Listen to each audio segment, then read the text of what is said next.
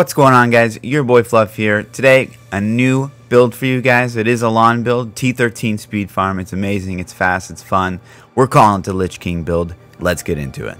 And why the Lich King build? Look at this dude. Frozen armor, all the skills are frozen. It's amazing. Look at this badass. Now again, guys, this build revolves around Corpse Explosion, except this time we're taking the Cold Rune. Now, Corpse Explosion Dead Cold is not going to do as much damage as Close Quarter, but the good note on this is that it will proc Crispin Sentence 100% of the time, which is amazing. So to keep going through the skills, we're using Aura Frailty because we are using the Trag'Oul's Corroded Fang, and we get 200% increased damage for enemies affected by our curses, and everything's going to be affected by our curses because we're running Aura Frailty, so we don't even have to cast it. It's just up all the time. For movement, we're using Blood Rush with potency because we get more armor, more toughness. I think you guys will find it's actually more tanky than the Corpse Dancer, and this rune definitely helps out a lot. Land the Dead, guys, this is going to be up almost every other elite pack because of our crazy cooldown reduction we have in this build. Technically, you could run basically any rune you wanted here because we are proccing Crispins with our Corpse Explosion, but everything on the screen gets frozen and lends to that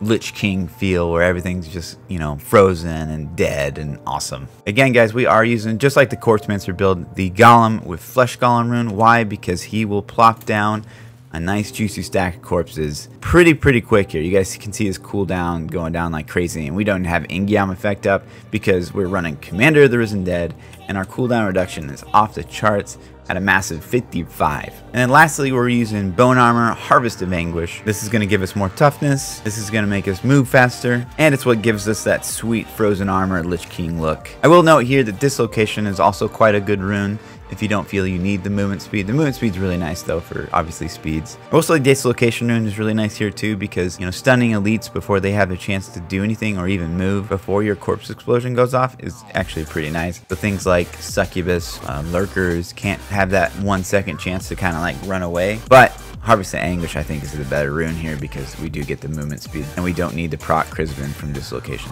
For passives, we are running Dark Reaping. It's amazing. You know, keep it 100% essence 100% of the time. And of course we're using a Scythe, so we're always proccing this. Spreading Malediction, more damage, great. You could swap out Spreading Malediction for Final Service if you find you want to DI, you know, save those pools of reflection. But this is going to give us more damage. Standalone, again, we only have one pet, so we're going to get 90% armor from this, which works really great in conjunction with Blood Rush potency. And then of course Commander of the Risen Dead. The first effect we don't care about, command essence cost of command skeletons, blah, but the cooldown of command golem is reduced by 30%. So with our 55% cooldown reduction plus Ingyam proccing all the time plus Commander of the Risen Dead, this thing's up like all the time. It's fantastic. Now the gear, guys. First things first, it is a lawn build, guys, so this is going to take a long time to gear for. You have to have Ancient of every piece to get the full amount of damage out of this build. Don't expect you to play this out of the box, but lawn builds I've always thought were pretty cool because it kind of gives you something to work for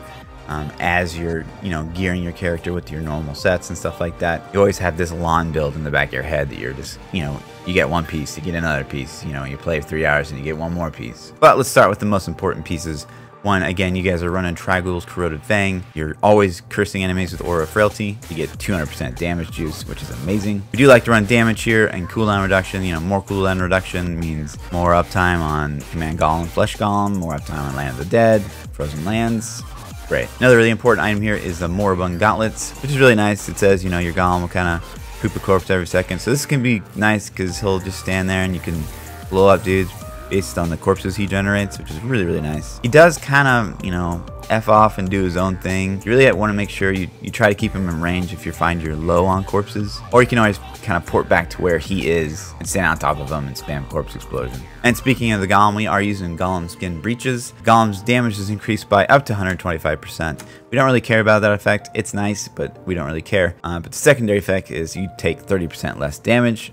Great, more toughness, that's awesome. Permanent toughness, basically. In the chest, we are running Aquila's. We are going to be up at 100% essence 100% of the time. You get 50% damage reduction while at full resource. So guess what, guys? This is always going to be up. We're super tanky. For the boots, we're running Stewart's Greaves. This is really nice for the times that you know, you can't find an elite pack, you can just dash and you'll get that sweet movement speed for a period of time after your blood rush. And the blood rush comes back pretty fast here again, guys, because we do have 55% cooldown reduction. And a big factor of why we have that 55% is because we are running Leoric's Crown. This one's crazy OP, but that says increase the effect of socketed gems in this helmet by 100%. We're wearing a diamond, so we get 25% cooldown reduction from this one item alone, which is crazy. Now, I will say that, you know, having over 45% cooldown reduction is basically what you need for this build. The more the merrier, but 45% is kind of the bare minimum. Over that, you're not going to see a ton of difference. So you could run something like, you know, Andariel's Visage here with cold damage on it. For the offhand, we're running Lost Time. Again, we're Corpse Explosion, Cold Rune here, plus, you know, Bone Armor, Harvested Anguish is also cold. We're proccing cold skills all the time, which makes this secondary effect up 100% of the time, which says your cold skills reduce the movement speed of enemies by 30%. In addition, your movement speed is increased by 5% for 5 seconds, maximum 5 stacks, so we're gonna get 25% movement speed from this guy. That's amazing. Racers, we're running some Cold Nemesis here. Again, it's a speed build. Nemesis, I will always say, is probably the best in-slot item for any speed build. Faster rift clears, amazing. For the necklace, we are running the Johnstone. This one didn't roll that well, but it is ancient, so that's a must in this build, guys. Each corpse consumed while on Land of the Dead gives you a stack of Macabre knowledge. Macabre knowledge increases the damage of corpse lanes and corpse explosion by up to 200% while outside Land of the Dead. This makes it so that, you know, you're gonna get crazy amount of stacks while you're in Land of the Dead, which you're in Land of the Dead a lot. So just to make sure that elites die instantly while you're outside of Land of the Dead. For shoulders, we're using Pauldrons of the Skeleton King. It has a 25% chance to basically save your life when you die, but you can basically run anything in this. The 25%, you know, DI chance isn't amazing. I actually like to run on, you know, T13 because when you're running GRs, you get to 100% and everything dies besides the Guardians. But when you're running T13 rifts, there's still a lot of mobs around after you kill the Elite Guardian, and sometimes you just want to pick up the stuff and get the F out of there. The homing pads are actually somewhat nice here for T13 because you can kill the Elite Guardian, teleport back to town, you get a shield. Nothing's going to kill you. You just port back, no problem. For the waste slot, we are running our Witching Hour, more crit damage.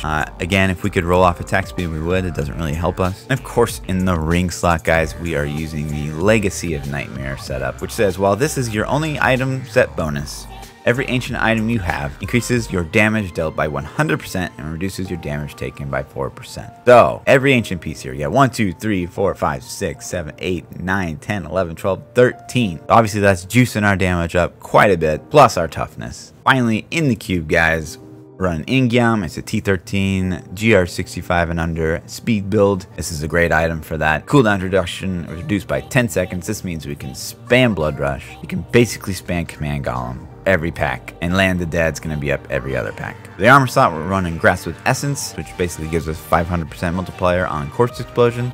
That's a must. You know, you can either cube the Moribund and wear the Grasp, or vice versa, whichever one you have an ancient of. And finally, the Crispin Sentence, guys, a staple in any Necromancer build. OP. So good. And the great part about the Crispin Sentence is we're always proccing the secondary effect here, because we are running Corpse Explosion and Dead Cold. The legendary gems, we're using Bane of the Trapped. No explanation needed here, guys. Best gem in the game, probably. We're also running Bane of the Powerful. More damage juice for every time you kill an elite pack. That's pretty amazing. It's multiplicative as of, like, you know, 5 seasons ago, so it's really, really good. And then finally, we're just running Wreath of Lightning. We do like the additional movement speed. It does get juiced up a bit from the Legacy of Nightmare set, so it's not a bad option. But this gem choice is pretty open here, guys. Playstyle is just like Corpsemancer, guys. And if you haven't checked out Corpsemancer, definitely do that. You're just doing cold damage instead of poison damage, and you're this badass looking Lich King dude.